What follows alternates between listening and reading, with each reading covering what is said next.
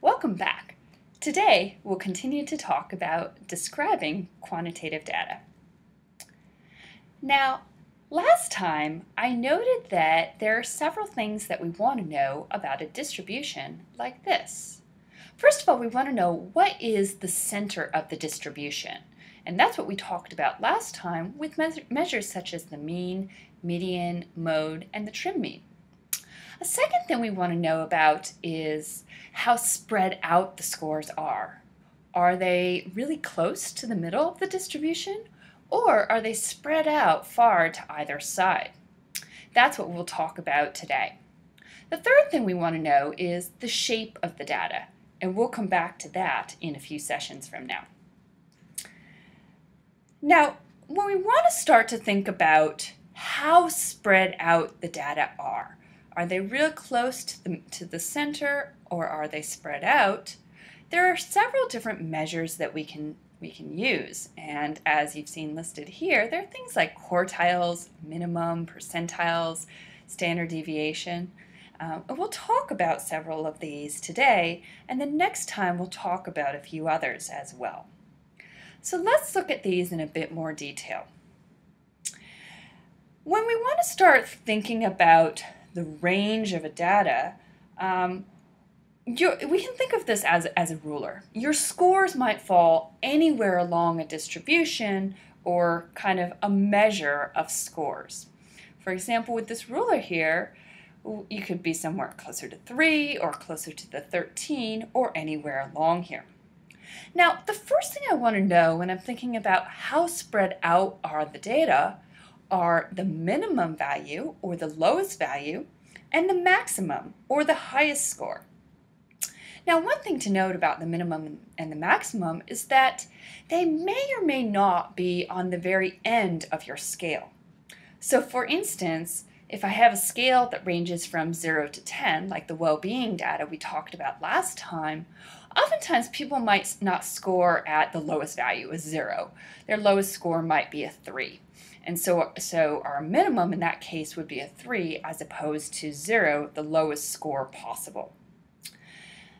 Now, one reason that we actually want to look at the minimum and the maximum is firstly to know how people are scoring. Are they using the full scale or not? Another reason to look at the minimum and maximum is it can help us identify errors in our data. So for example, here's a set of data that I've ordered from lowest to highest, and let's say this is on a 1 to 10 scale. I see at the end here there's a 75. Now wait a second, if my scale goes from 1 to 10, how did I get a 75 in there? This points to an error in entering the data, and most likely it's more like a 7 and a 5, two different scores that just got mushed together there. So we'd want to actually identify that before doing analyses. And so by understanding the minimum and the maximum, it can help us identify those errors. Now let's look at this, and to make this a little bit more concrete, I'll give you a personal example here. Now, over the past few years, I've gotten into cycling a lot and doing some pretty long distance cycling. Back in April 2015, I signed up for a 204-kilometer bike event along the Great Ocean Road in Australia. Pretty spectacular event, but certainly a long distance.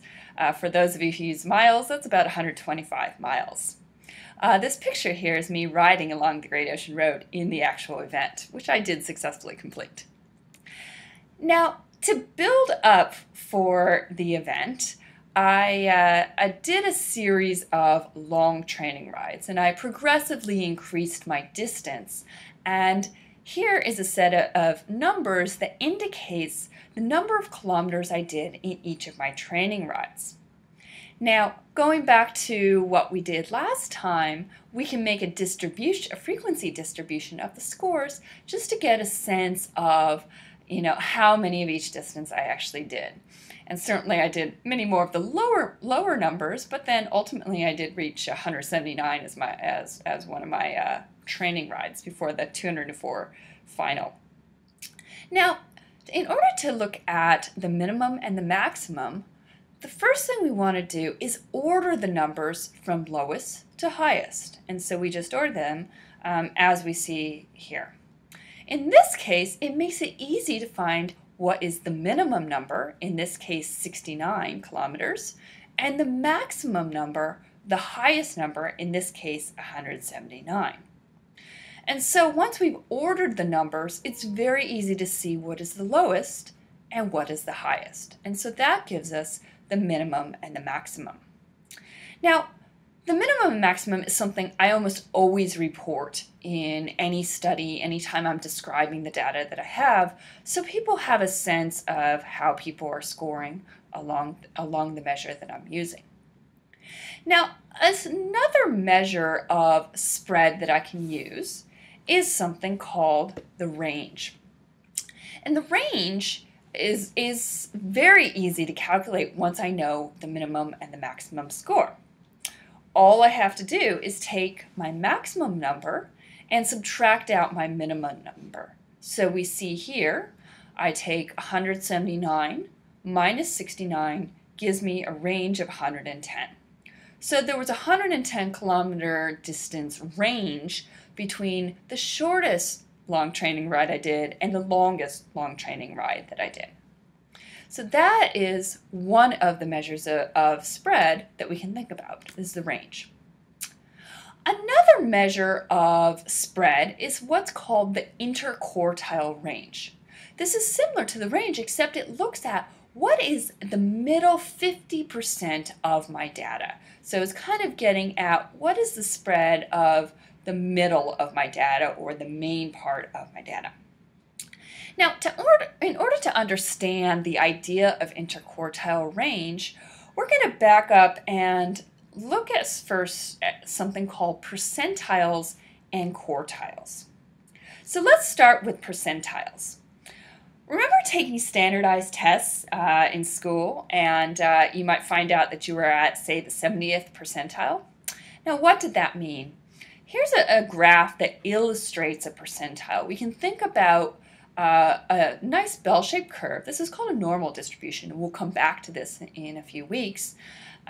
In this case, we see that scores are, the most scores are in the middle, and then they drops off to either side. The percentile indicates the percentage of the sample that falls below your score. And so in this case, 70% of people who are in the sample or who took the test are below you, and 30% are above you. So this is one of those, when you find out you're in the 80th or 90th percentile, that's a really good thing, and kind of discouraging when you find out you're in the 10th or the 4th percentile. All this is based on who is actually in the sample. So now, how do we actually calculate this? We actually do this the same way that we calculated the median in the last session. So the first thing we want to do is order our data from lowest to highest, and then we have a formula which tells us not what the percentile actually is, but where to look in our ordered scores for the number that falls there. And in this case, N indicates the number of people or the number of observations that I have, and percentile is whichever percentile score you're interested in, whether it's 70th percentile, 30th percentile, or what have you. Now, returning to the numbers, so all my long training rides, what is the 70th percentile in terms of the rides that I did? So we use the formula, n plus 1. There's 20 training rides here, so 20 plus 1 is 21. And we multiply that times the 70th percentile, in this case. That gives us it gives us 14.7, or essentially which one is in the 14.7th out of 20th position. Now that's a little bit hard to think about. Essentially it falls somewhere between 121 and 124.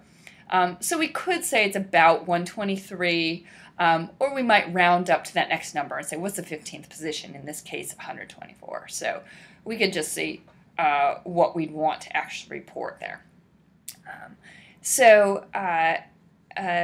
we can calculate any percentile that we'd like and use this in order to actually think about, okay, where a certain score falls within a range of distributions.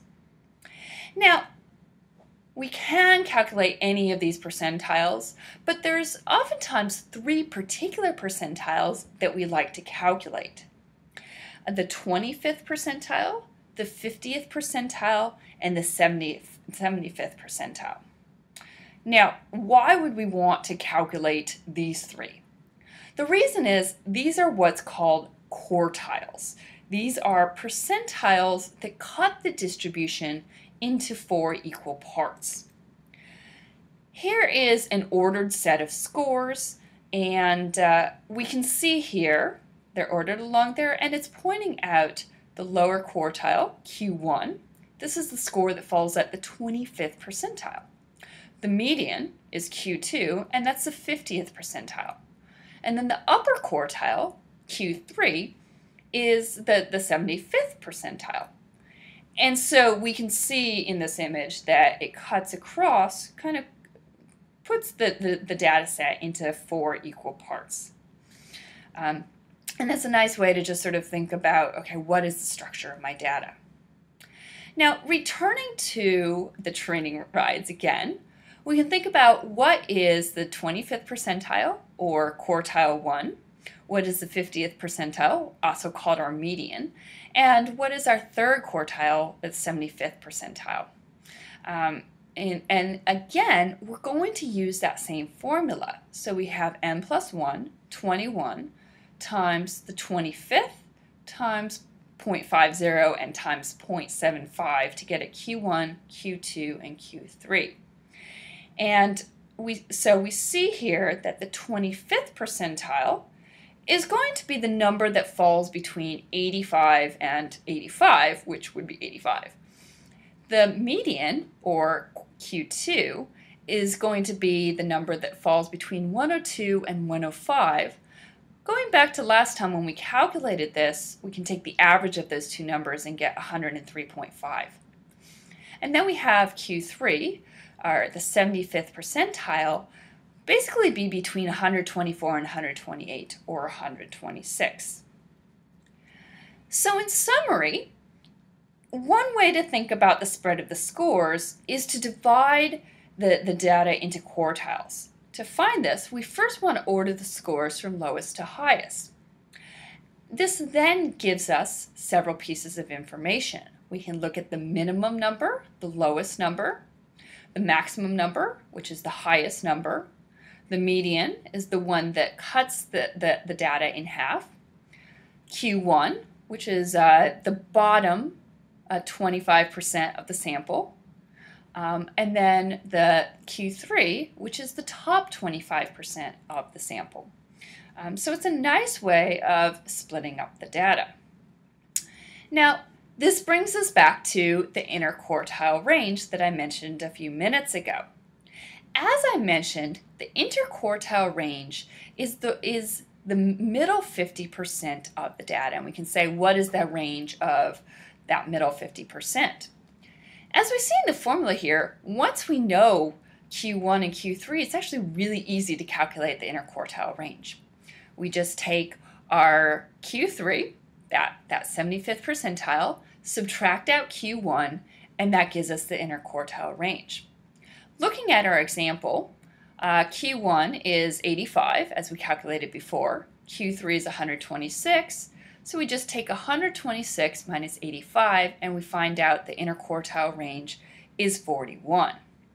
And so the range gives us the spread across all of our data, and the interquartile range gives us the spread across the middle 50% of our data. So two different ways we can think about how spread out our scores are. Now it's your turn. Here's a set of scores. It's the same set of scores that you used last time to calculate central tendency. What is the minimum, maximum, range, Q1, Q3, and interquartile range? Here are the answers. You can see how you did. So, measures Scores of spread are another basic statistic that we can use. Now, when we're reporting things, we usually always report the minimum and the maximum. Sometimes we might report things like percentiles, quartiles, the interquartile range. It's at least good to examine them so you get a sense of what your data looks like.